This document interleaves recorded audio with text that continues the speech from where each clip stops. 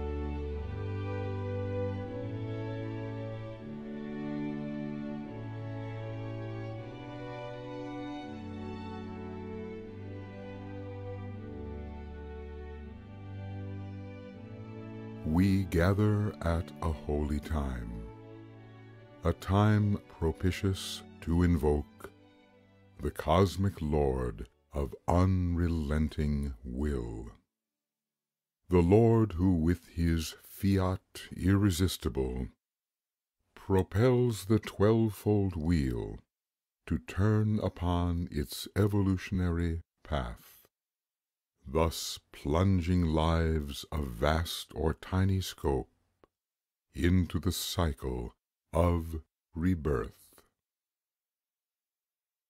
Lord of the ever-new is he, the Lord who sums the harvest of the great wheels past into a vibrant seed of future life, then plants that seed within the virgin soil of space to grow the forms of solar spheres and their attendant planetary orbs.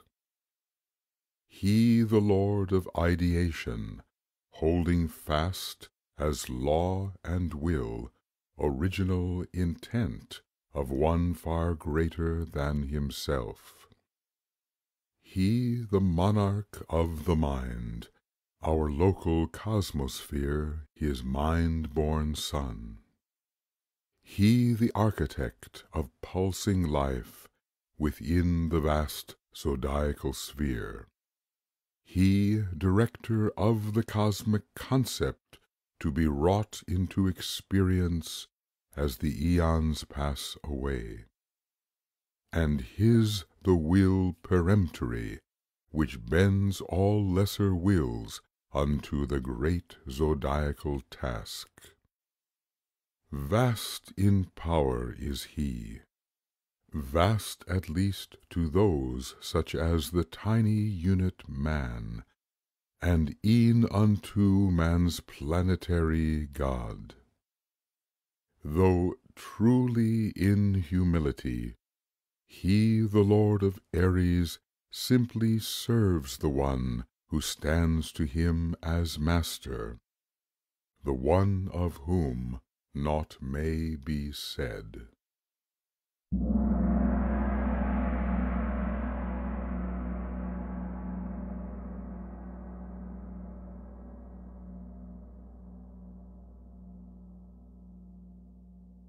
Aretian Lord, Alpha's Lord, Lord of bold commencement, teach us to begin in faith and power all that must be realized above, and all that must be actualized below. Teach us to inaugurate with courage our small part to play within the mighty plan of God.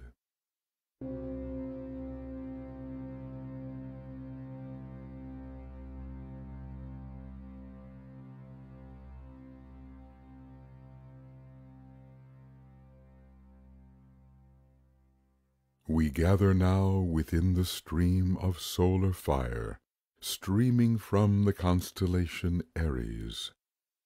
For through our solar logos blue pass all the rays of all the heavenly 12. Thus solarized these rays become, adapted for our better use upon this fragile earth.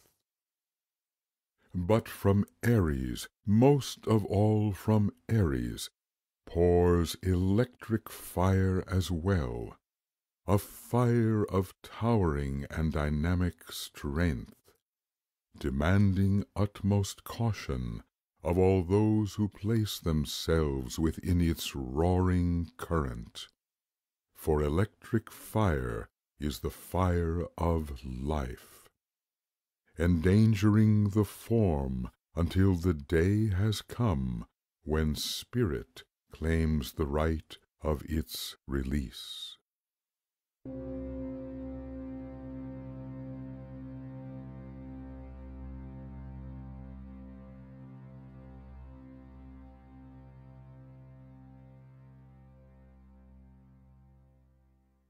And yet, though peril stark attends the impact of electric fire, some definite beginning must be made by those who seek ascent of spirit.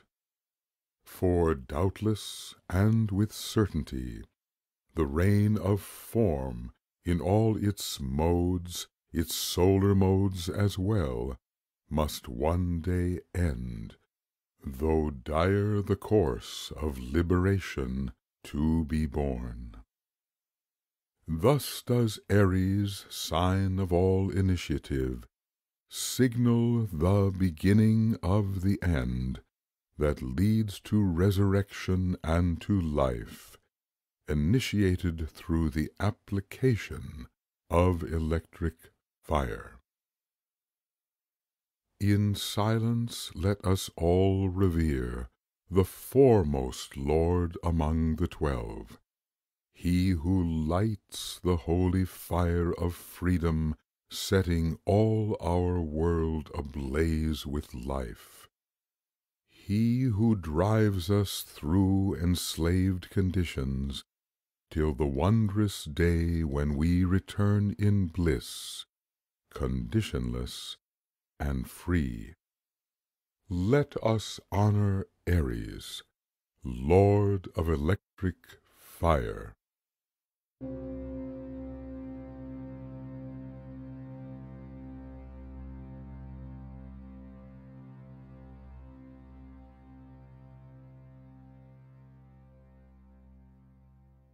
Let us seek the root of power, the root of that which drives the dance of all the worlds. Is it found within a single form, even if that form be vast, a form as vast as cosmos? No, never can this be. Securely hidden is the root of roots. Though every form of life wields power, though every form except the lowest dominates a lesser form, and every form seeks power so that it may rise to greater power, and thus ascend unto the freedom which has ever been, yet no form is root of its own power.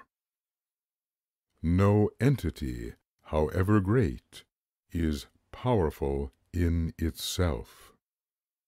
The power sought can never really be its own, for entities are all unreal.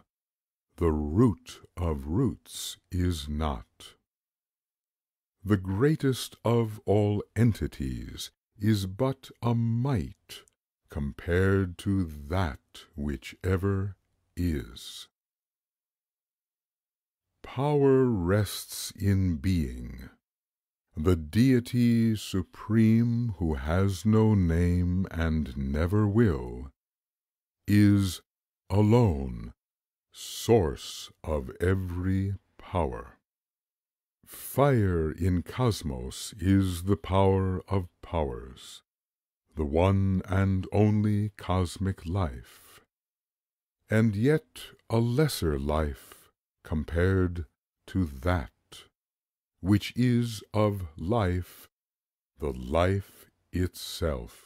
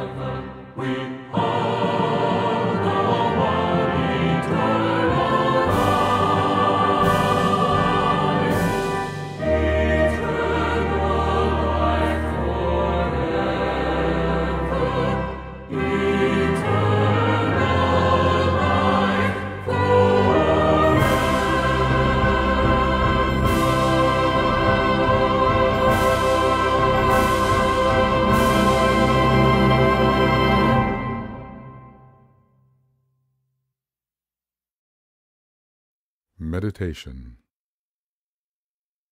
In meditation deep, let us ponder the eternity of that, the ever-living God we are at root. Let us ponder God, the source of fire. Is eternity a concept we can grasp? Does the word forever force our mind into submission? Are we daunted by the grandeur of the thought? Or can we rise, at least, into some semblance of cognition? Are we this life, or are we not? If we are, how must we think? How must we live?